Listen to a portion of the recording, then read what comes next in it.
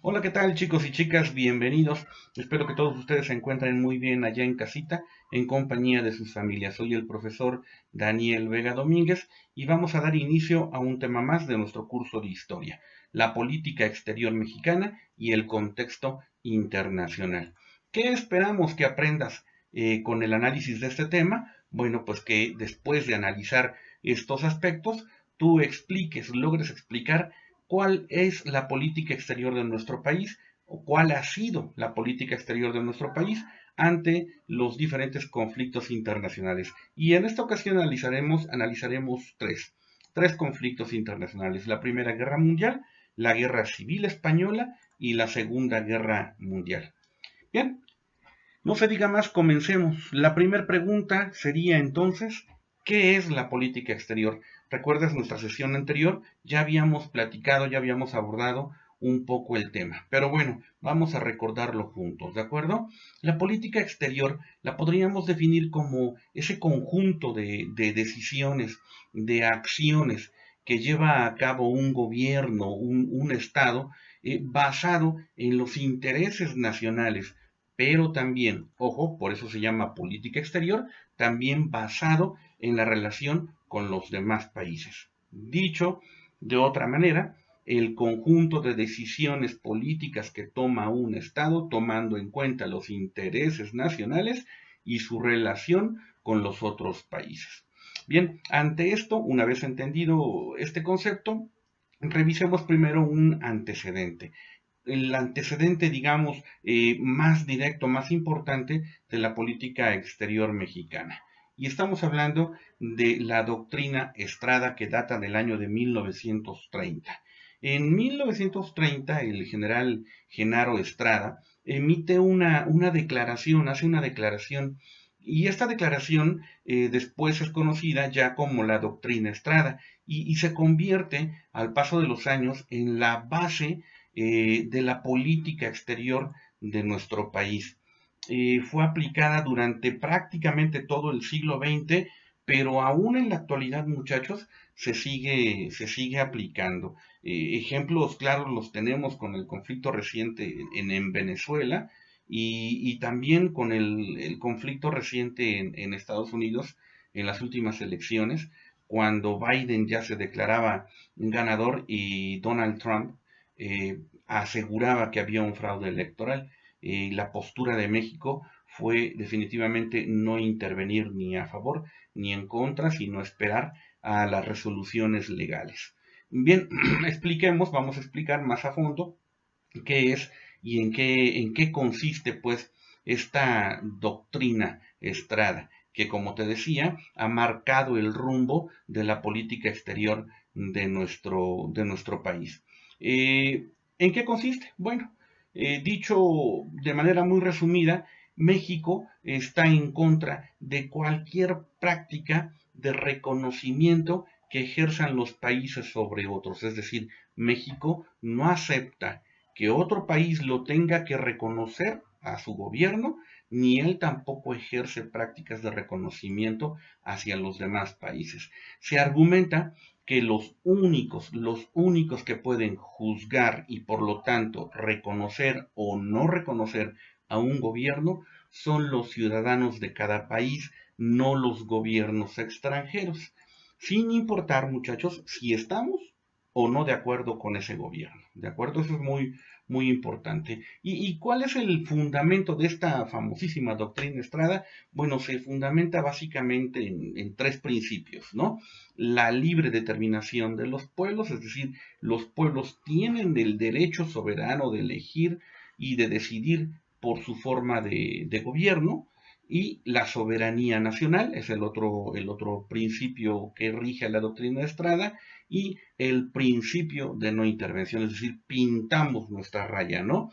No permitimos que otros países intervengan en nuestras decisiones, y nosotros tampoco intervenimos en las decisiones o en las políticas internas de otros países. Bien, aclarado este antecedente, comencemos a analizar entonces cuál ha sido precisamente la política exterior, las decisiones que ha tomado el Estado mexicano cuando se ha enfrentado a diversos conflictos internacionales. Ya te comentaba yo que analizaremos tres y vamos a comenzar por la Primera Guerra Mundial, el escenario que se vive en México en la Primera Guerra Mundial.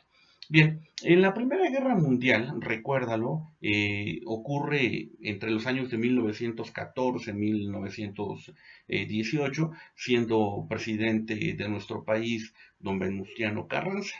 Y bueno, pues si tú relacionas un poquito las fechas, recordarás que en esos años, pues México se encontraba en plena revolución mexicana, ¿no? Este conflicto interno obviamente distraía por completo nuestra atención, razón por la cual México no participó de manera directa en el conflicto, en la Primera Guerra Mundial. Sin embargo, es importante aclarar que ambos bandos intentaron de alguna u otra manera persuadir a México para que interviniera o para que adoptara una postura en contra o a favor de uno u otro de los grupos que se encontraban en conflicto. Sin embargo, México procuró mantenerse neutral ante esta situación. Es importante aclarar el por qué Alemania, por ejemplo, los Estados Unidos, por ejemplo, volteaban a ver a México con tanto interés. Bueno, pues es importante decir que las reservas petroleras siempre han sido un aliciente, ¿no? Para que otros países, sobre todo Estados Unidos, Alemania en aquella época, pues voltearan a vernos con tanto interés, ¿no?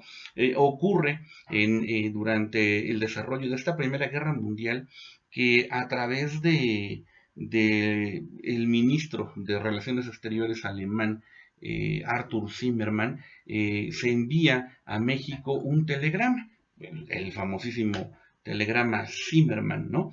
Ya te decía yo, el gobierno alemán envía a México este telegrama con una propuesta seductora. Y no, no es lo que te estás imaginando. La propuesta consistía en que México se enfrentara en un conflicto bélico, es decir, le declarara la guerra a los Estados Unidos y a cambio Alemania nos ofrecía financiamiento económico, armamento, protección, pero además nos ofrecía recuperar los territorios que por allá de 1848 habíamos perdido frente a los Estados Unidos, ¿no? En la guerra con Estados Unidos, Nuevo México, Texas, ¿no? Bien, el telegrama Zimmermann no cumplió cabalmente su objetivo. En primer lugar, porque no llega de manera directa a México, es interceptado antes por las fuerzas británicas y entonces, bueno, realmente no termina de llegar a nuestro país, ¿no? ¿Cuál es la consecuencia de que intercepten este telegrama de Zimmermann? Bueno, la consecuencia es que cuando se intercepta, el presidente norteamericano, Wilson, pues decide declararle la guerra a Alemania en 1917, es decir, que hasta antes de 1917 Estados Unidos tampoco había entrado a la Segunda Guerra Mundial. ¿Cuál era la idea de Alemania? ¿Por qué Alemania nos envía ese telegrama invitándonos a declararle la guerra a Estados Unidos? Bueno, pues precisamente esa, ¿no? La idea de los alemanes era que si nosotros le declarábamos, perdón, la guerra a los Estados Unidos, pues ellos iban a estar distraídos con nosotros, ¿verdad? Enfrentando la guerra o esa supuesta guerra con México y no intervendrían en el conflicto a nivel mundial. Sin embargo, bueno, como ya te decía, el telegrama es interceptado y finalmente el gobierno de los Estados Unidos decide entrar a la Segunda Guerra Mundial declarándole la guerra a Alemania en el año de 1917. Para ese entonces, te comentaba, el presidente de nuestro país era don Venustiano Carranza y bueno, aunque nos enteramos aquí en México de la existencia de ese telegrama, el gobierno mexicano decide ignorar o rechazar, pues, ¿no? Este telegrama. Bien, el segundo conflicto internacional en el que México es de alguna u otra manera obligado por las circunstancias a expresar una opinión, una postura, pues es la Guerra Civil Española y tú me vas seguramente a preguntar, ¿y eso qué es? Y es en España, ¿no? ¿Qué tiene que ver con nosotros? Bueno, pues tiene mucho que ver con nosotros, chicos. La Guerra Civil Española comienza por allá del 17 de julio de 1936. Es importante aclarar que para entonces nosotros ya teníamos hecha la declaración de la doctrina Estrada, ¿de acuerdo? Bueno, te cuento rápidamente qué ocurre con el conflicto en España, con esta guerra civil. Bueno, resulta que Emilio Mora y Francisco Franco inician una sublevación, un golpe de Estado para derrocar al gobierno de la República Española, ¿vale? No vamos a entrar en mayores detalles, pero ante esta circunstancia, el entonces presidente de la República Mexicana, el general Lázaro Cárdenas, se pronuncia en contra de este golpe de Estado franquista por lo de Francisco Franco, ¿de acuerdo? Se pronuncia completamente en contra, lo hace, lo declara de manera abierta, de manera pública y sin ningún tapujo, y expresa su apoyo total al gobierno republicano, a las fuerzas republicanas españolas, y por eso México decide enviar armas y otro tipo de ayuda a los republicanos españoles. Este aspecto es sumamente importante, tómalo en cuenta. Sin embargo, en 1939, la República Española pues es vencida, pierde este enfrentamiento civil allá en España, y la postura que México adopta ante esta situación es la de darle asilo, recibir a miles, decenas de miles de refugiados españoles, es decir, una vez que la República Española es vencida por el movimiento franquista, México comienza a recibir a miles, a muchos españoles, los refugia aquí en nuestro país, brindándoles todo el apoyo que ellos necesitaran. Recibimos a muchas personas, niños huérfanos, intelectuales, escritores, artistas y un largo etcétera, ¿no? ¿Qué importancia tiene este aspecto? Bueno, que este exilio, este proceso de recibir en México a tantos miles de refugiados, tiene un impacto positivo en nuestro país. Tanto en la política como en la ciencia, en la cultura. Te comenté hace un momento que recibimos como refugiados a escritores, a artesanos, a artistas, intelectuales. Recibimos a una comunidad española que finalmente viene a enriquecer, pues, ¿no? La cultura de nuestro país. Muchos de ellos se convierten en maestros, en catedráticos aquí en nuestro país, ¿no? Y comienzan a ayudarnos a desarrollar nuestra ciencia y nuestra cultura. Bien, el tercer conflicto internacional ante el cual México otra vez tiene que expresar, se ve obligado a expresar una postura, es la Segunda Guerra Mundial. Bien, ¿cuál fue la política exterior que desarrolló México durante la Segunda Guerra Mundial, acaecida entre 1939 y 1945, en la que se enfrentaron Japón, Alemania, Italia, en contra de Inglaterra, Francia, la URSS y ya después los Estados Unidos? Bueno, pues vamos a irlo aclarando poco a poco, ¿vale? Pero antes, hagamos así un poquitín de historia, ¿vale?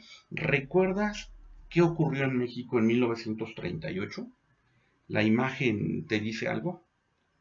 Sí, así es, compañero. Así es, chicos y chicas. En 1938 se lleva a cabo el proceso de expropiación petrolera en nuestro país, y recuerda que la mayor parte de las propiedades petroleras, de las empresas petroleras, pues eran propiedad de los Estados Unidos.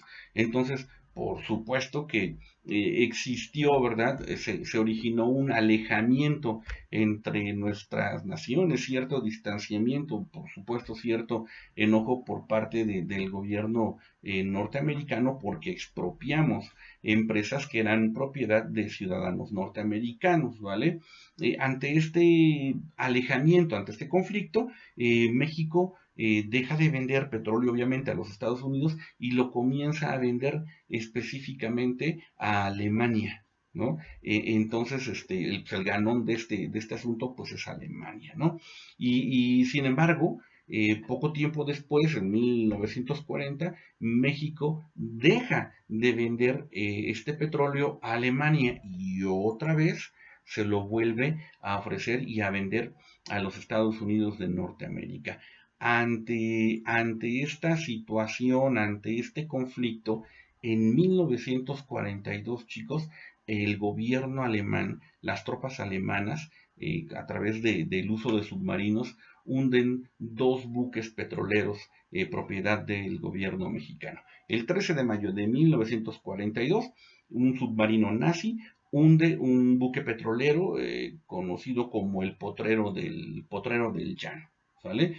Por supuesto que México expresa su enojo, ¿verdad? Expresa una protesta, eleva una queja en respuesta a este ataque de los alemanes, pero los alemanes, en lugar de disculparse, pagar una indemnización como lo exigía México, en lugar de ello, atacaron otro barco petrolero, conocido como el Faja de Oro, ¿no? Y tú me vas a decir, bueno, ajá, y luego, bueno, pues que esta agresión por parte del gobierno alemán provoca que el 28 de mayo de 1942 México se declarara en estado de guerra. Por supuesto, un estado de guerra en contra del gobierno alemán y los países del eje, y por supuesto, pues se convierte en un aliado de los Estados Unidos y los demás países que estaban luchando en contra de Alemania, ¿no? ¿Qué aportó México en esta Segunda Guerra Mundial? Bueno, pues el famosísimo Escuadrón 201, ¿no? Una élite de pilotos mexicanos que son primero capacitados en territorio estadounidense y luego enviados a realizar ya labores propiamente dicho de guerra a Japón, en contra de los japoneses, perdón, allá en Filipinas, ¿no? Aunque esta no fue la única forma de participación de México en la Segunda Guerra Mundial, también es importante decir que México además aportó muchos soldados, lo hizo de manera particular porque México envió a muchos jóvenes que se enlistaron como miembros del ejército norteamericano, pero siendo mexicanos. Entonces, bueno, también en ese sentido, México participó en la Segunda Guerra Mundial. Bien, muchachos, pues como se podrán dar cuenta, la política exterior mexicana ha sido sumamente importante y por supuesto que ha traído algunas consecuencias positivas, otras no tanto, pero México siempre ha procurado en su política exterior presentarse ante los demás países como un país neutral, respetuoso de las soberanías de los demás países. Y esperemos que así siga siendo, ¿no? Bien, chicos, espero que el tema haya sido sagrado y haya quedado claro. Nos vemos para la próxima. Cuídense mucho. Bye bye.